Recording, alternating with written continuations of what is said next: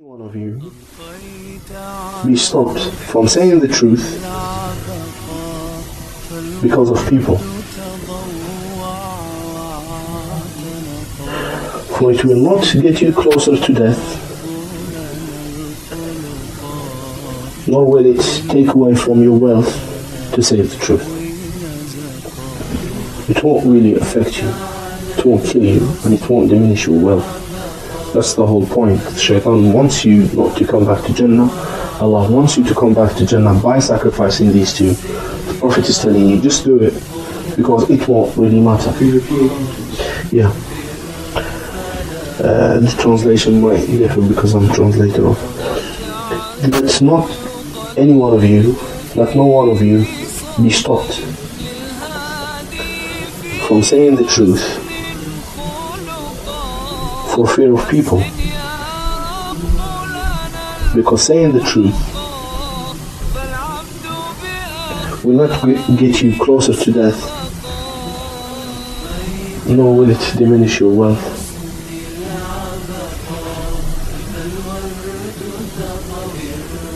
That's one argument that's thrown out there these days. I have a family, I have a family, I have a family, I have a family.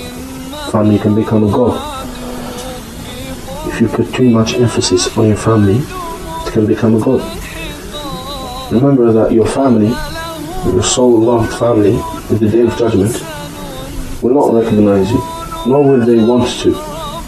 يَوْمَ يَفِرُّ الْمَرْءُ مِنْ أَخِيهِ, the day on which man will run away from his brother, وَأُمِّهِ وَأَبِيهِ, and his mother and his father. And these are the priorities, and everyone else you can assume, friends, acquaintances, people you liked, people who liked you. We're talking about brothers, siblings, mother and father. They will not want to exchange pleasantries on the Day of Judgment. Let alone give you some of their hasanat, let alone intercede for you, let alone, until they are fine, until they know that they are to go to Jannah, then they will turn and try to help. If Allah permits them, of course, and if you are worthy of shafa'ah. So I'm just saying, this argument that I have a family, or my family, that's not a valid argument in the book of Allah. Nowadays, family kind of justifies everything. He did it for his family. Yeah, his family was in need. So what? Before you had a family, you had a God. And he gave you everything, including the family. So you just have to put everything in perspective. There are things that are much more valuable than family. In fact, there are things that are much valuable than yourself. Don't kid yourself. It's not selfless love, this love for family. You love your family because Allah put in you this need to satisfy the needs of your family. Some ulama said, if Allah did not put pleasure in the act of love, no one would do it. Because they see that children, you have to clean, you have to do this, you have to do that, you have to spend, you have to do a lot of things. So they would grow up and you would not have any assurance that they would be good kids. At the end, they might turn around and call it and be these, people that we see. People who shout at their parents, they curse them, they do this, they do that. So there is not really insurance. And this is an investment that took you 20 years, 25 years of your life. I'm just saying, love your family, but don't kid yourself. There are things that are much more valuable than your family or yourself.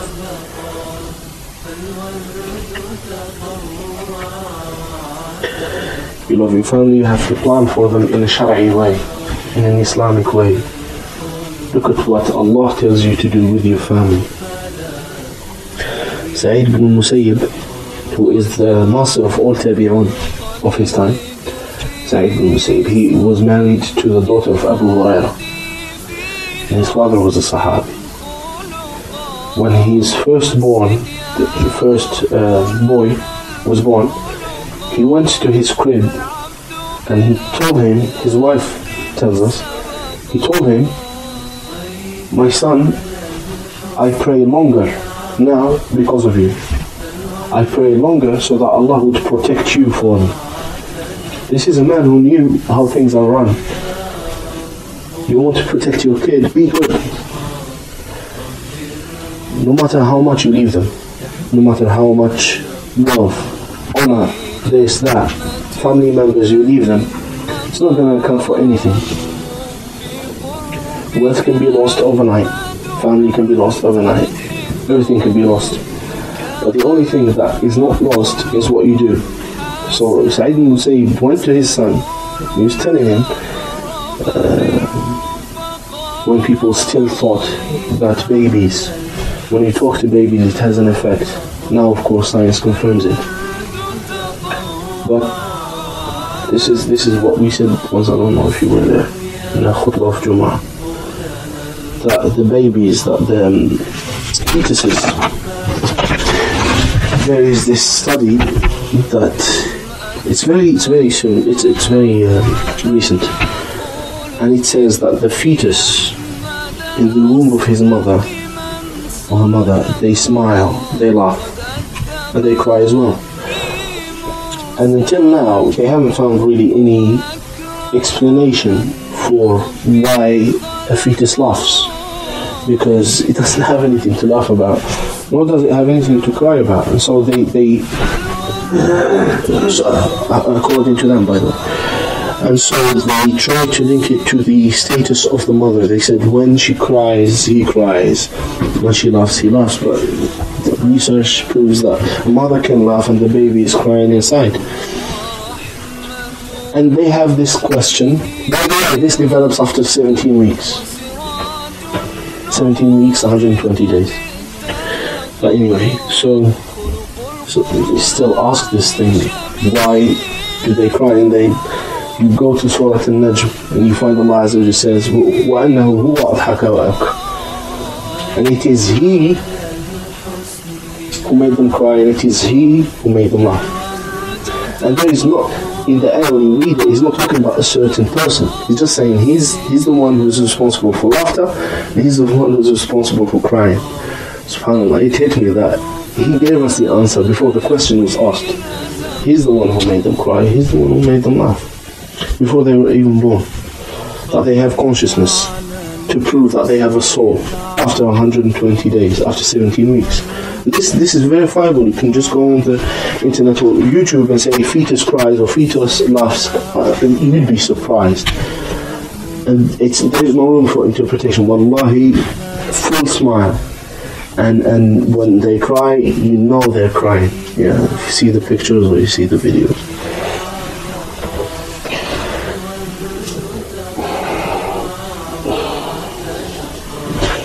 We go also to Surah Al-Kahf, where the two orphans are protected. Their wealth is protected by two prophets. Of course, according to the majority. The majority believes Al-Qadar to be a prophet. There is a small portion of ulama who do not believe he was a prophet. He was an inspired, good man.